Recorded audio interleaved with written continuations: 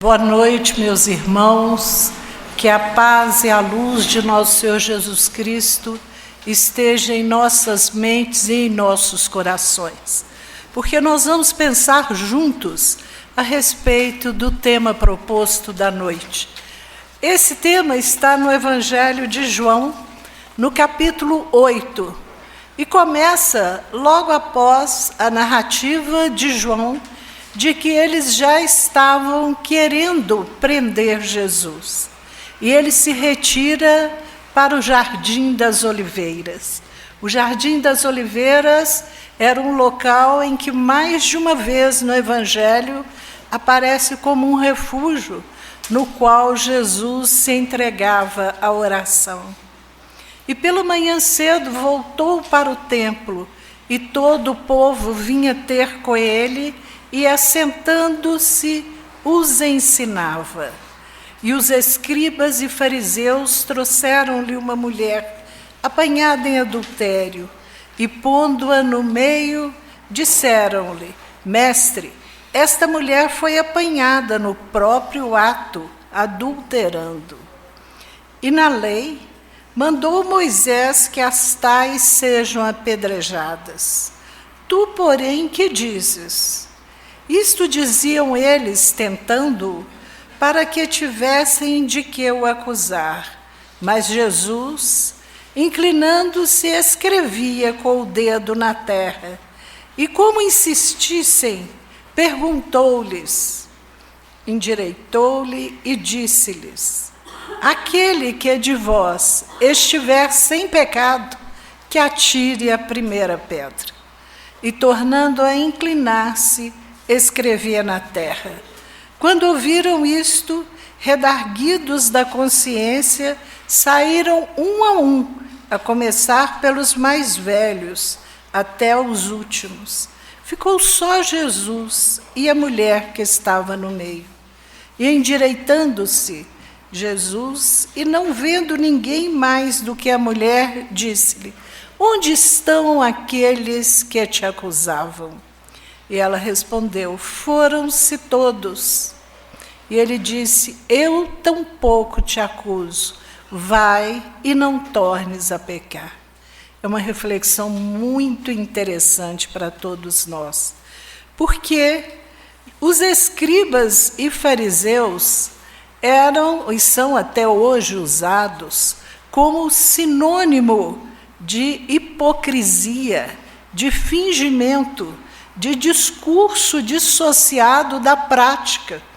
Eles diziam uma coisa e faziam outra. Um dos longos discursos que Jesus faz é exatamente contra os escribas e fariseus. E eles queriam apanhar Jesus, porque se Jesus dissesse, ela está livre, ele poderia ser preso e condenado por heresia. Ele estava indo de encontro àquilo que Moisés preconizara. Se ele dissesse que ela seja apedrejada, a bondade e a misericórdia que ele pregava em relação à lei estariam totalmente desmoralizadas. Mas ele diz que se cumpra a lei, mas que o primeiro a tirar a pedra seja aquele que não possuir pecado. Este ensinamento permanece para todos nós, até os dias atuais. Quando nós observamos a nossa volta, certamente nós encontramos inúmeras coisas que fogem ao nosso agrado.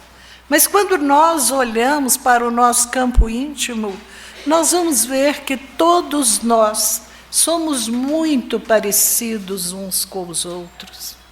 Nós somos o povo da terra, exceto alguns missionários que aqui vêm nos auxiliar.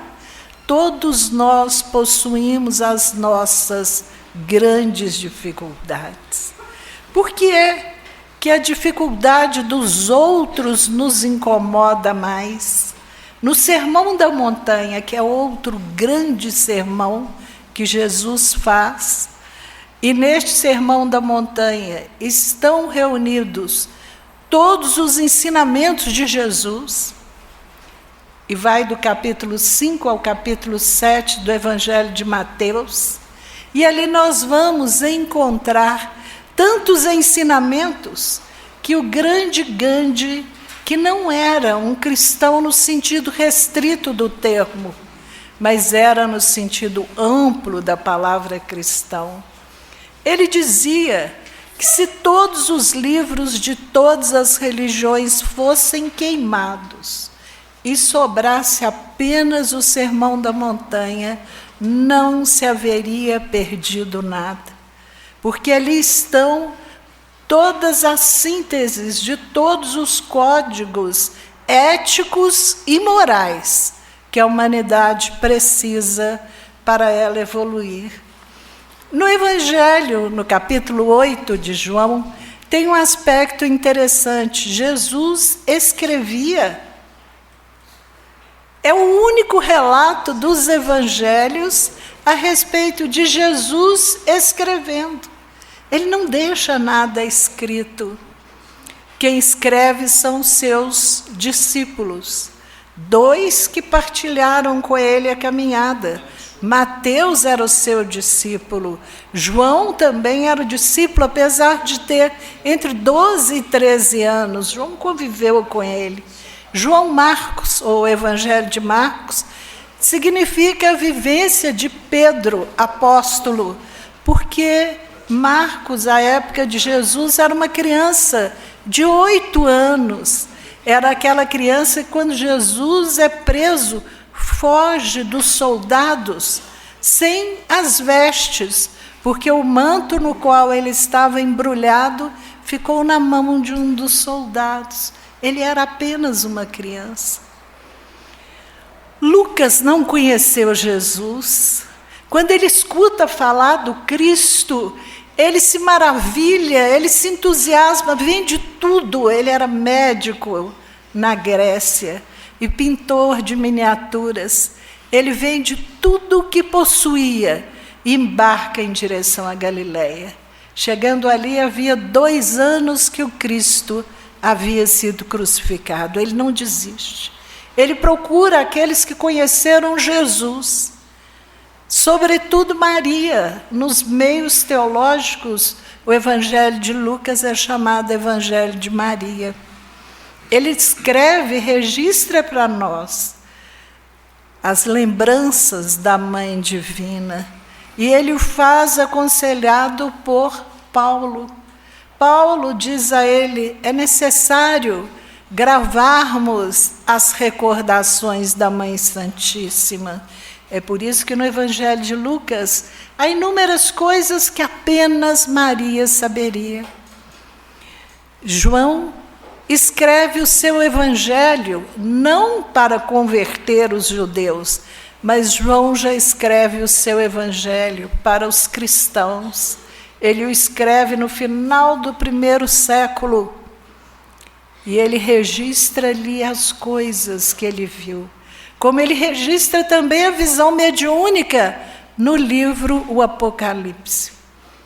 É a única vez que Jesus escreve.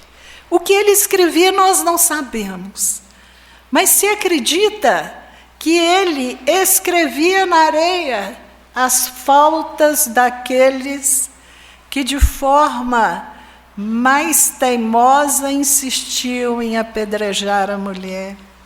E o simbolismo de escrever na areia é porque as nossas faltas têm que ser escritas na areia e não no granito.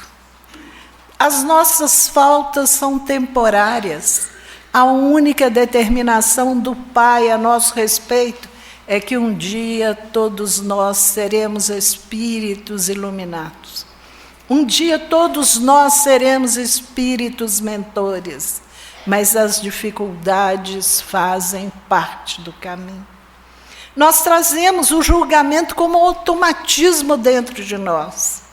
Imediatamente julgamos e condenamos, sem analisar. E aí nós vamos ver um relato de André Luiz. André Luiz, o grande repórter do mundo espiritual. Nós sabemos as coisas do mundo espiritual no detalhe, graças ao espírito investigativo de André Luiz e a psicografia abençoada de Chico Xavier. No segundo livro da série, que se chama Os Mensageiros, André Luiz escreve uma viagem que já como cidadão de nosso lar, ele vem fazer ao nosso planeta. No meio do caminho, ele para em um posto de socorro, o posto de socorro da paz. E ali ele vê espíritos dementados, espíritos profundamente sofredores, mas não desamparados pela misericórdia. É importante nós nos lembrarmos que no plano espiritual, por mais dificuldades que o espírito tenha, ele só não é amparado se ele não quiser. E quanto mais difícil é o local onde está o espírito, mais iluminados são os trabalhadores. E André Luiz relata que neste posto de socorro havia alguns espíritos que dormiam incessantemente, presas de pesadelos. A hora da verdade. A hora da verdade é a hora do desencarne. No momento que nós vamos desencarnar, nós passamos por um processo que se chama visão panorâmica ou visão de 180 graus. Toda a nossa vida desfila diante dos nossos olhos. Não julgueis para não seres julgados, porque com a mesma medida com que medirdes, vós também sereis medidos. Traduzindo para todos nós, se nós somos habituados a julgar, no momento do desencarne, livres do corpo material, o espírito emancipado, ele tem diante dos olhos toda a sua trajetória na última reencarnação. E conforme for, pode a visão ir até as 3 últimas. O corpo físico abafa muito conhecimento. Todos nós temos um conhecimento muito maior do que nós achamos que temos. E quando nós chegarmos ao plano espiritual, muito nós nos cobraremos se isso for uma atitude reflexa nossa. Olha que coisa interessante. Se nós formos mais compassivos, mais misericordiosos, trabalhar mais esse automatismo de julgamento, nós seremos mais misericordiosos conosco também. Porque quem nos julga somos nós. O Pai não nos castiga, como não nos premia, governa toda a criação através das leis. E aí, André Luiz chega num departamento deste posto de saúde e vê os espíritos desencarnados que se debatem em meio a pesadelos terríveis. E o instrutor dele diz: André, concentra a sua visão nesta mulher. André Luiz vê que é uma mulher amadurecida e ele esquece o mundo exterior e concentra a visão nesta mulher. Os espíritos nos dizem que a nossa mente produz pensamentos que saem da nossa casa mental e têm vida própria. E André Luiz, concentrado, ele viu como se ele estivesse dentro de uma casa humilde, e dentro desta casa esta mesma que está adormecida, convulsionando num pesadelo terrível, e ali ele vê um homem que diz a ela: Ana, me perdoa, você me envenenou, me perdoa, não me mate, eu sou pai, me liberta, eu tenho filhos para cuidar e eu vou te auxiliar. E ela dava gargalhadas e dizia para ele: eu não te perdoo, eu vou te matar. E por mais que ele pedisse em nome de Deus, e André Luiz disse que o momento em que ele invoca a divindade, a ira dela cresce. E ela pega um martelo pesado e bate na cabeça dele até assassiná-lo. Coloca-o num carrinho, leva para um trilho de trem, coloca ali o cadáver de modo que a cabeça esteja nos trilhos, ou seja, caiu e perdeu a vida porque um trem decepou a cabeça. Isso na justiça dos homens.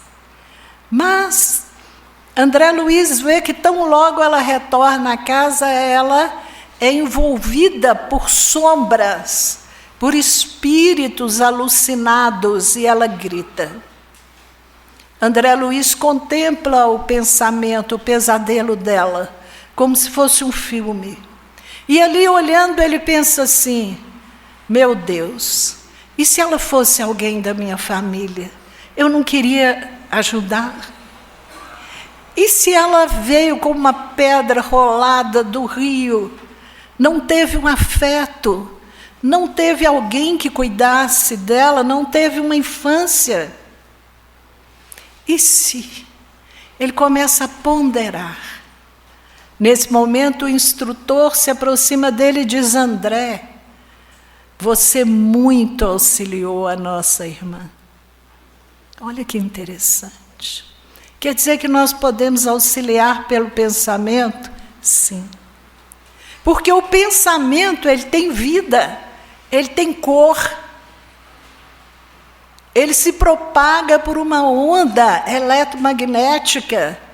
Ele vara países com a mesma velocidade da luz. Nós oramos aqui na colônia espiritual, eles recebem a nossa prece.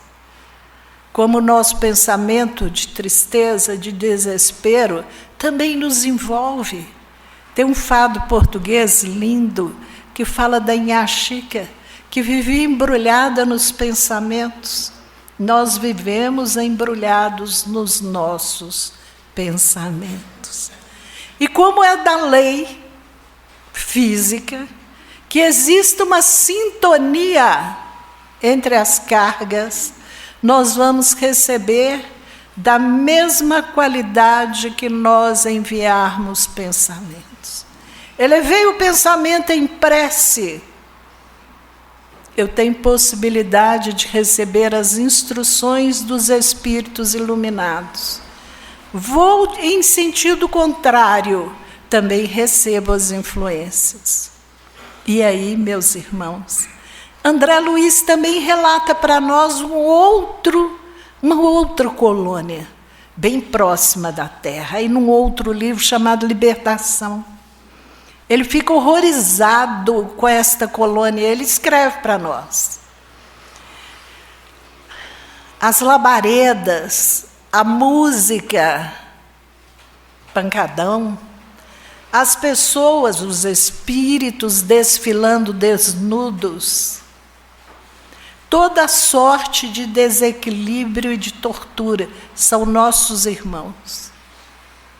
E ali André Luiz vê o chefe do umbral chamado Gregório, que atualmente já está reencarnado, porque o livro foi psicografado na década de 40. Com certeza já está reencarnado e se harmonizando com a lei.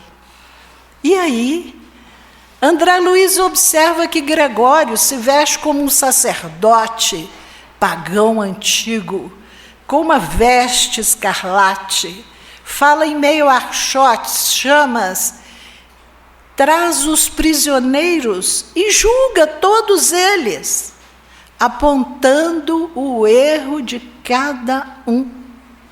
E como ele possui um magnetismo enorme, ele faz com que muitos espíritos assumam temporariamente formas animalescas. Meus queridos irmãos, quando nós olhamos os bons espíritos, eles não nos julgam. Não nos julgam. Porque lá no fundo, cada um de nós conhece as suas dificuldades. Não precisa de ninguém nos falar. E aí, nós vamos ter a seguinte questão. Jesus, quando diz: não julgueis para não serdes julgados, com a mesma medida com que medirdes, vós também sereis medidos. Porque olhas a palha no olho do teu irmão e não a trave que vós trazeis no vosso olho. A palha, um cisco, e a trava, uma peça que era usada em construção para suportar telhados. E ele nos aconselha: tira primeiro a trava do seu, para depois tirar o cisco no olho do seu irmão.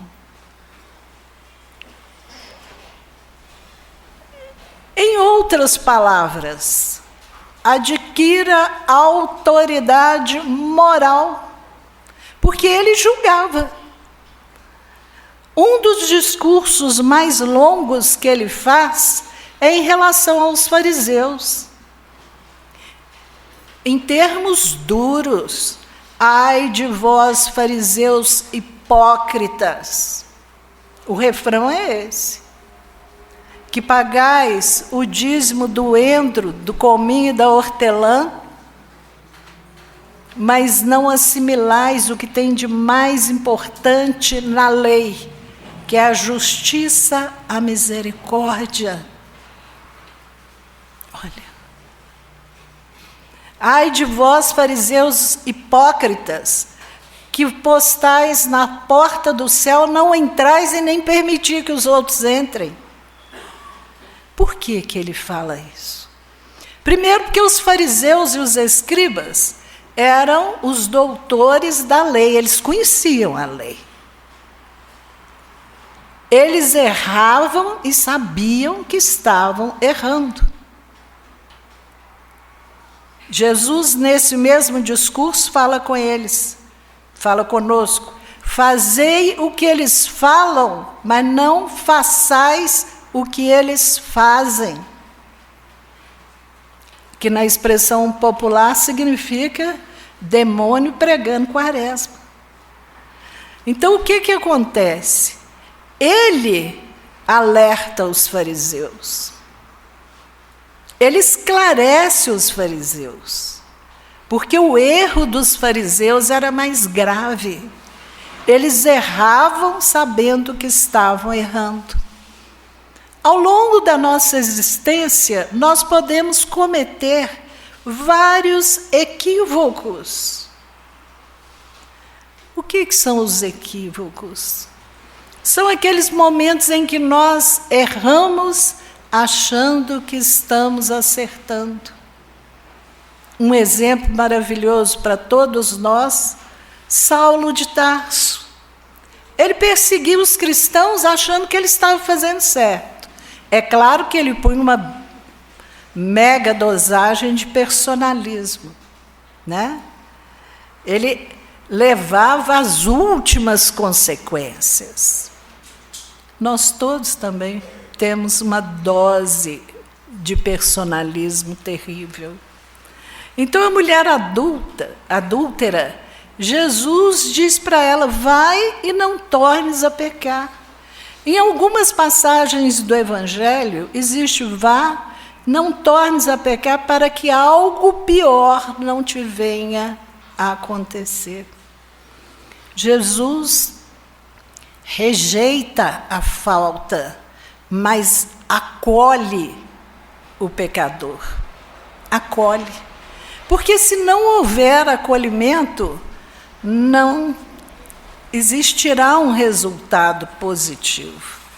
Então, é possível que nós julguemos, o Evangelho segundo o Espiritismo nos diz que sim, desde que tenhamos autoridade moral para isso.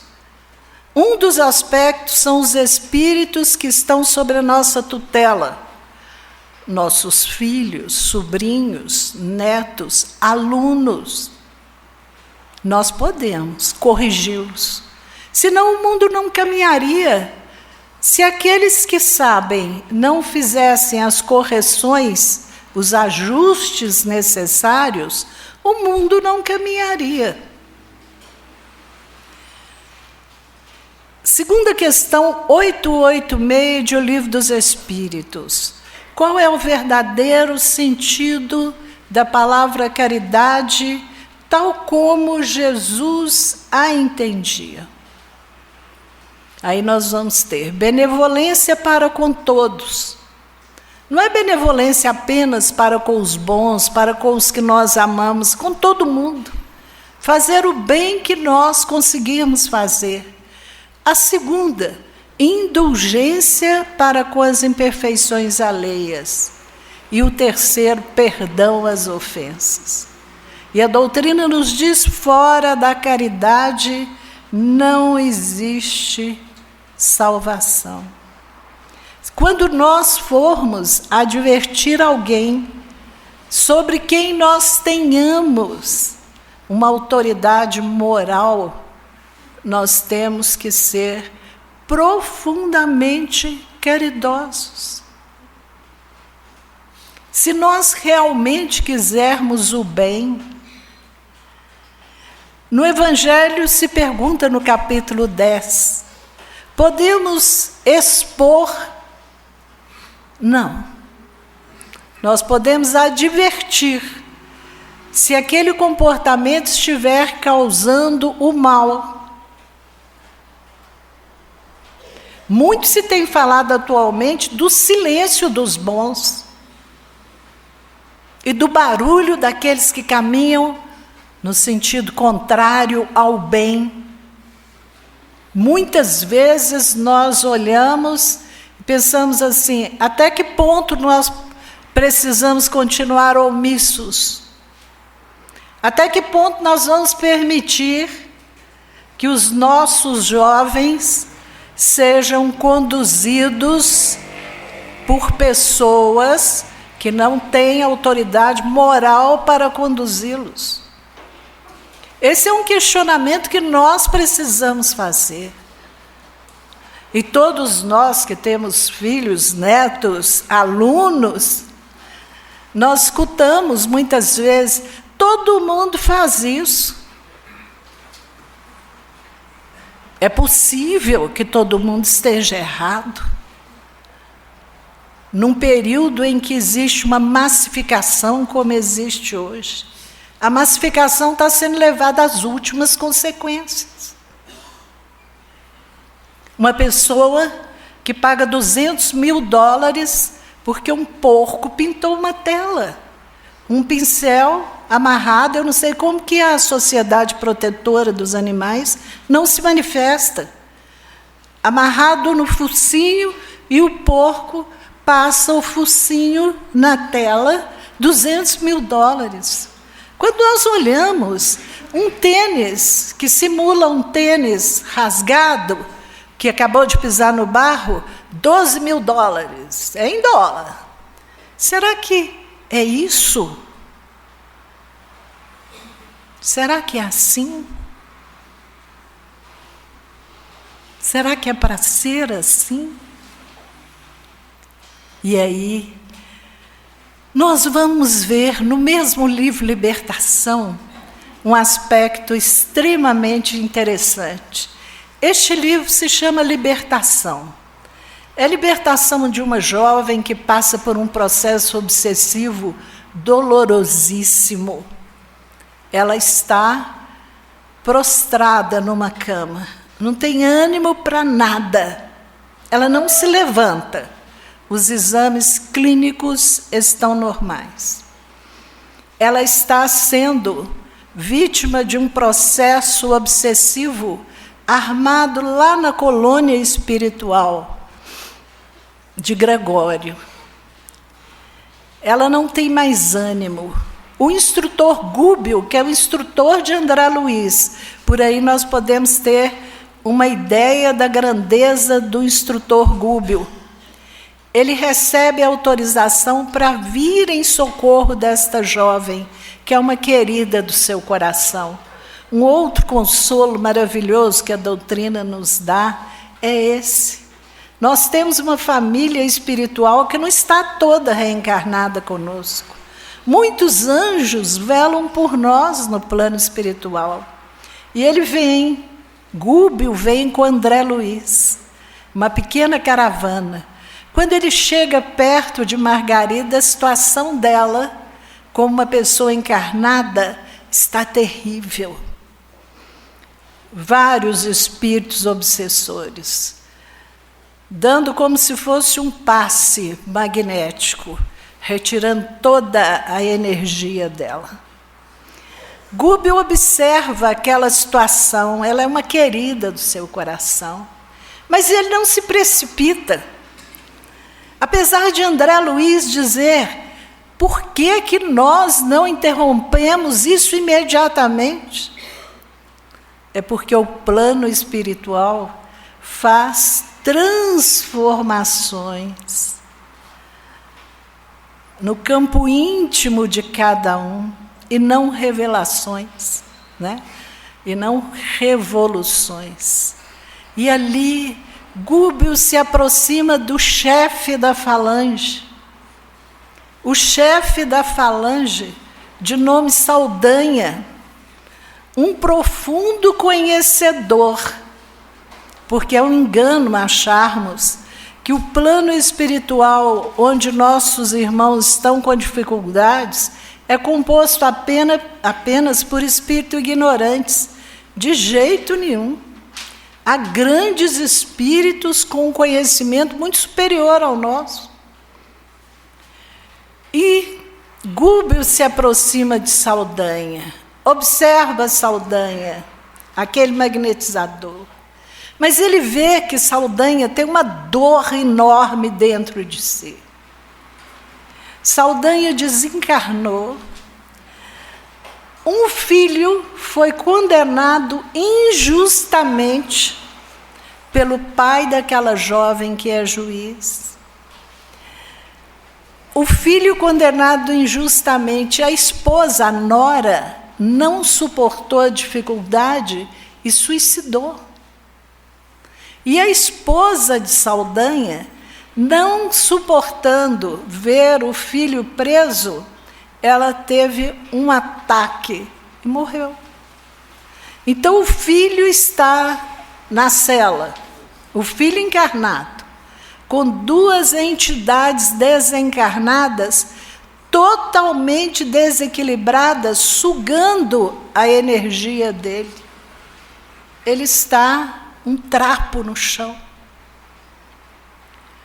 Gúbio, então, se aproxima de Saldanha, não cobra, não critica, não julga, mas se aproxima de Saldanha e diz a ele: o que eu posso fazer pelos nossos? E Saldanha explica: hoje eu vou na prisão ver o meu filho. Hoje eu vou na prisão ver o meu filho. Gúbio se oferece para ir. Se oferece para ir.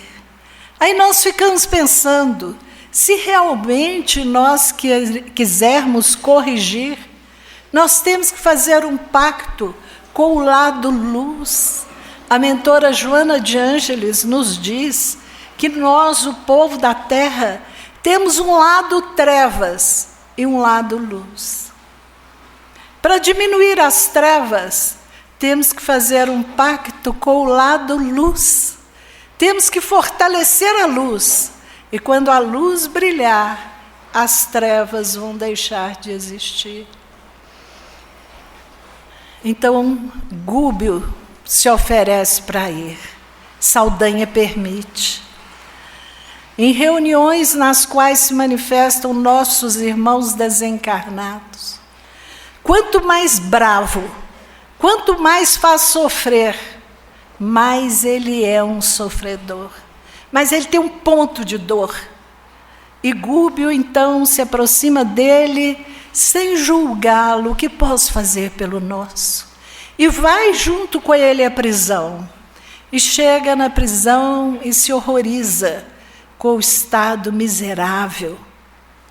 E ali, Gúbio observa, emitindo energias positivas, e pergunta para Saldanha: eu posso fazer uma oração pelos nossos? E Saldanha diz: eu não acredito nesta panaceia, mas se você quiser, pode. É o momento em que Gúbio abre o coração, abre a mente e começa a orar. A oração vale a pena ler. Ele começa por dizer: neste momento, Senhor, eu te peço pelos perseguidos, mas te peço sobretudo pelos perseguidores. Te peço pelos que sofrem, mas sobretudo te peço pelos que fazem sofrer. A oração é maravilhosa. Saldanha vê então nuvens coloridas que chegam do mais alto, na forma de uma energia suave. Aqueles dois espíritos dementados, esposa e mãe, são despertados pela oração e são recolhidos. E Jorge começa a ter consciência de si. Neste momento, Saldanha muda o curso da sua vida. Ele muda. Gente, muda a tal ponto que de obsessor ferrenho, ele é hoje um dos maiores mentores das reuniões de desobsessão. Em reuniões nas quais existe um grande sofrimento, se canta o hino a Saldanha. Saldanha, irmão querido, vai aos fundos dos umbrais. Porque ele tinha conhecimento enorme. Ele é um grande magnetizador, só que a sua ação estava em sentido contrário. Isso pode acontecer com qualquer um de nós. Nós somos frágeis. As dores podem mudar o direcionamento do nosso caminhar. E aí, Saldanha retorna àquele lar, coisas fantásticas acontecem, porque aquele lar se torna um farol, junto ao qual vários espíritos sofredores são recolhidos e são auxiliados. Meus queridos irmãos, se nós queremos corrigir alguém, nós temos que fazer um pacto com o lado luz que todos têm. Às vezes, os nossos jovenzinhos, naquela fase difícil, na qual o espírito toma posse do seu patrimônio de vidas passadas, que é a adolescência, aproximar, escutar, saber as dores, transformar o nosso lar num templo de luz. Não é difícil. É só começar. O nosso irmão aqui falou da esperança, que não é cruzar os braços, é trabalhar para. É buscarmos a presença de Jesus. Porque os pensamentos têm forma. Aqueles que nos cercam sentem os nossos pensamentos. E muitas vezes, inadvertidamente, nós transformamos a nossa casa, sem dizer uma palavra, numa praça de guerra, pensando.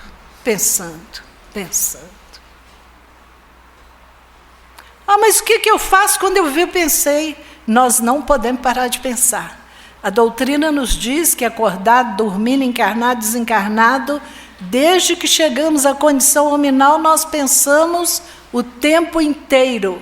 Parar de pensar não conseguimos, mas podemos mudar o curso dos nossos pensamentos. Então, com um pensamento extremamente difícil, vou encher meu pensamento de beleza. Olhai as aves do céu, olhai os lírios do campo, a natureza.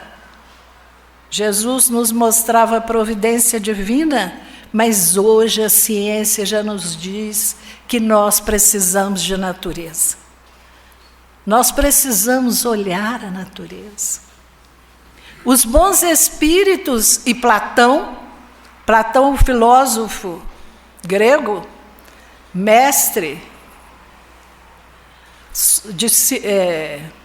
discípulo de Sócrates, ele já nos dizia que nós precisamos de beleza. O belo é tudo aquilo que nos eleva. Como nós podemos mudar a nossa tela mental, porque a nossa mente é maravilhosa. Ela não tem passado, é tudo no presente. Ela não distingue o que é fantasia daquilo que é realidade. Se nós fecharmos os olhos e começarmos a pensar numa praia, o mar quebrando, os rochedos, daqui a pouco nós começamos a sentir cheiro de mar. Porque nós vivemos conforme nós pensamos. Mudar o rumo do pensamento. Mudar aquela atitude de condeno tudo, não gosto de nada, está tudo errado. Não é assim. Não é assim. Quantas e quantas vezes nós perdemos ótimas oportunidades de trazer alguém para o bem por causa de uma crítica, de uma palavra mal falada. Nós precisamos tomar um cuidado, a nossa fala é de uma responsabilidade tão grande que o homem primitivo não falava. Ele não falava. As cordas vocais aparecem posteriormente. E elas são talhadas no plano espiritual para que nós pudéssemos falar. A educação da nossa palavra, a educação dos nossos julgamentos. Nós não precisamos julgar ninguém. De forma alguma nós precisamos julgar. Nós ainda não temos autoridade moral para julgarmos. E todos nós, o povo da terra, ainda temos uma trava no nosso próprio olho. E aí é interessante, porque o julgamento é praticamente automático. Tem um caso interessante de Chico Xavier. Chico Xavier estava parado num determinado lugar e se aproximou dele um espírito com um cheiro terrível de álcool. E começou a procurar assunto com o Chico. E o Chico respondendo. Aí esse espírito falou: Chico, você sabe que eu sou da sua equipe? Qualquer um de nós tem uma séria dúvida, né? Aí o Chico: é mesmo? Você é da minha equipe? Ele falou: sou.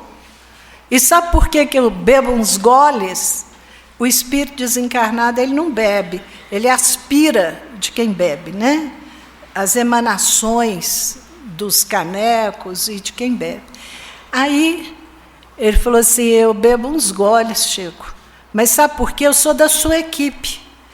Quando desencarna alguém e o espírito está muito agarrado, muito apegado no corpo físico, eu entro dentro do túmulo para tirar o espírito dali. Aí o Chico falou com ele: é mesmo? Abençoados goles. E beba muitos goles quando eu morrer, porque eu vou dar o maior trabalho para deixar o meu corpo físico. O Chico brincava muito, né? Mas olha que interessante, gente. É muito interessante. A vida é alguma coisa mágica. E as nossas palavras podem ser palavras que consolam, que enchem de entusiasmo. Jesus, o mestre dos mestres, e quem é professor sabe disso, ele motiva. Ele fala as bem-aventuranças são dificílimas, ainda mais que a primeira delas começa com humildade, que é uma virtude tão difícil que ela se desconhece a si. Mas depois que ele lista as bem-aventuranças, ele nos motiva. Ele diz: vós sois a luz do mundo, vós sois o sal da terra. O sal possuía uma importância na antiguidade enorme. O sal era o que conservava os alimentos e era usado no templo. Ele nos chama de sal. Mas ele diz: se o sal perde o seu sabor, para que ele serve? A não ser para ser calcado pelos homens, quer dizer, para ser pisado. Mas a gente fala assim: mas sal não perde sabor. Aqui não perde, porque o sal aqui é puro. Mas no Oriente Médio, o sal do Mar Morto perde o sabor, porque ele é um sal misturado, então ele acaba perdendo o sabor. Ele nos chama de sal da terra, de luz do mundo. E o mentor Emmanuel nos diz que a função da luz é clarear os caminhos, é dar segurança e coragem para os viajantes que somos todos nós. Que Jesus, na sua infinita bondade e misericórdia, nos auxilie, para que cada um de nós permita a si mesmo ser realmente o sal da terra e a luz do mundo. Muito obrigada.